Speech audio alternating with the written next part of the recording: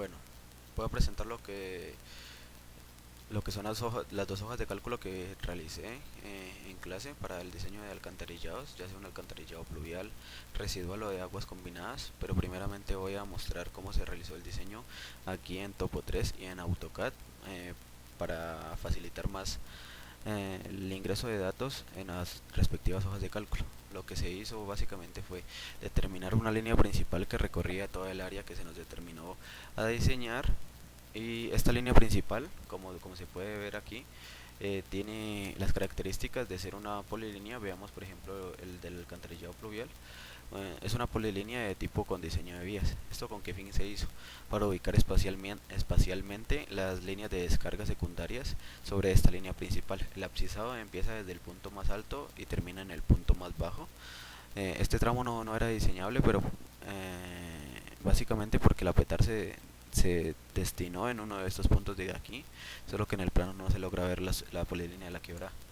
Eh, Bien, ¿por qué se utilizó la línea principal del alcantarillado como línea de diseño de vías? Básicamente para ver en pantalla las abscisas.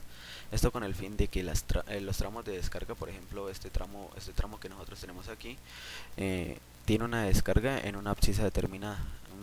Facilitemos la cuenta con esta que es una abscisa redonda. Entonces veamos que si nosotros medimos la distancia desde la abscisa 400 hasta el punto donde está en contacto con nuestra descarga, la abscisa correspondiente a la descarga va a ser la 424.623. ¿Cómo se conectaron estas líneas aquí en Topo 3? Básicamente vamos a desconectar esta línea, y para que quede con coordenadas y todo sobre el punto que nosotros queremos determinar, lo que se hace es básicamente activar estas ayudas de polilínea llamadas, no el punto cercano, porque el punto cercano nos va a arrastrar una abscisa redonda, sino esta ayuda que se llama sobre polilínea, que también se puede activar cuando tenemos una polilínea seleccionada con la tecla S. Esto con el fin de que la línea se coloque justo sobre la línea principal. Bien, seguidamente, ¿qué se hizo para determinar las cotas?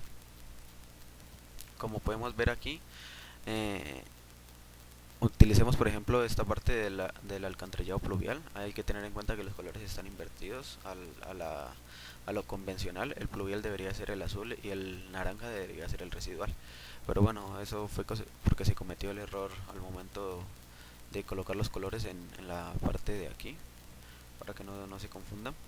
Eh, entonces, con la ayuda de perfil de polilínea, lo que hicimos fue activar el perfil de la polilínea. Con la tecla F12 se pueden ver simultáneamente los dos perfiles, y notemos que estos puntos de abscisas, donde está descargando nuestro tramo, aquí hay que tener en cuenta que tenemos una contrapendiente, pero la tubería debería descargar en el sentido siempre de bajada para llegar el agua a la línea principal.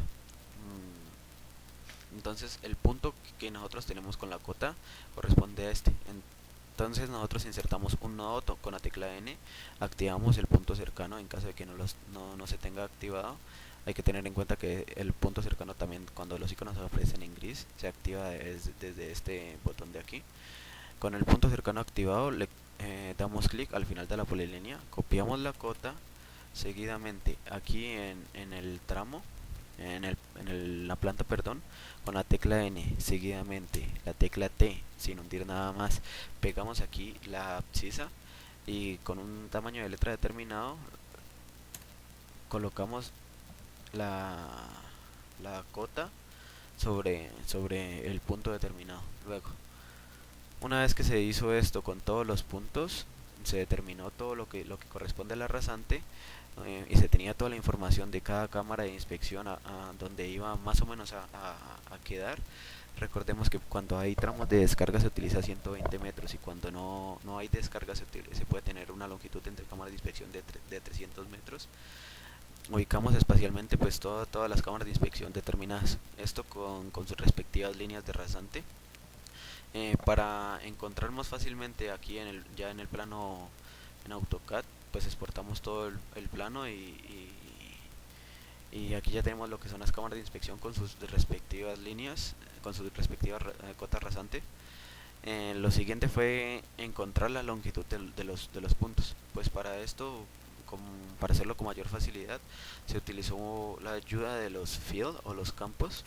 Creamos una polilínea cualquiera y con la ayuda del text tom eh, creamos un texto cualquiera y le colocamos la longitud. Aquí en la parte de campos le decimos que vamos a obtener un atributo de un objeto. Entonces seleccionamos la categoría objetos, decimos que vamos a tener un objeto y seleccionamos el tipo de objeto, en este caso la línea, y seguidamente le damos a que queremos extraer la longitud. Esto se hace con el fin de que estas polilíneas, como posteriormente se puede modificar un poco la localización de las cámaras de inspección, las líneas pueden variar un poco aquí en el plano. Eh, pero este comando hace que este texto se actualice cuando nosotros damos al comando regen. Vemos ahí que se cambió el valor. Con este método se determinaron las longitudes y con las cotas rasantes y las longitudes se determinó la pendiente de los tramos. También se proyectaron lo que son las áreas tributarias, solo que no lo tengo en este plano, si no me equivoco. Veámoslo por aquí. Ah, sí, aquí están las áreas tributarias. La área tributaria se hizo con el mismo método. Por ejemplo, esta parte de aquí se crearon en base a las bisectrices y los polígonos determinados. Se crearon estos pequeñas regiones, las cuales corresponden a la región del área tributaria, por ejemplo, de este tramo, que es el 2810. Y con el mismo método, aquí como se puede observar, se creó un texto del tipo textDOM, se ingresó el campo.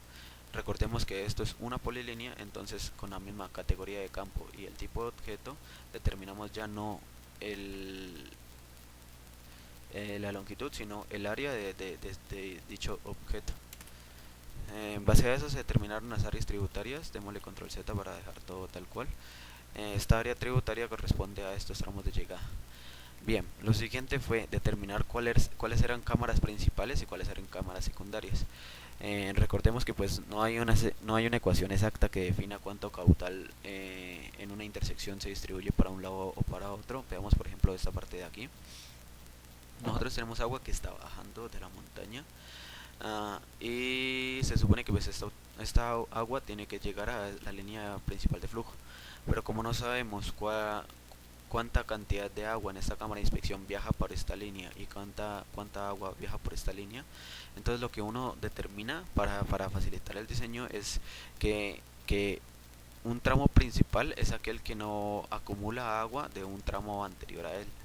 Es decir, que esta línea que tenemos aquí con esta nomenclatura de la cámara eh, de tramo principal no está acumulando agua del tramo de llegada. Es decir, esta agua que viaja por aquí va a seguir viajando por esta línea, más no por esta. Decimos que no se acumula.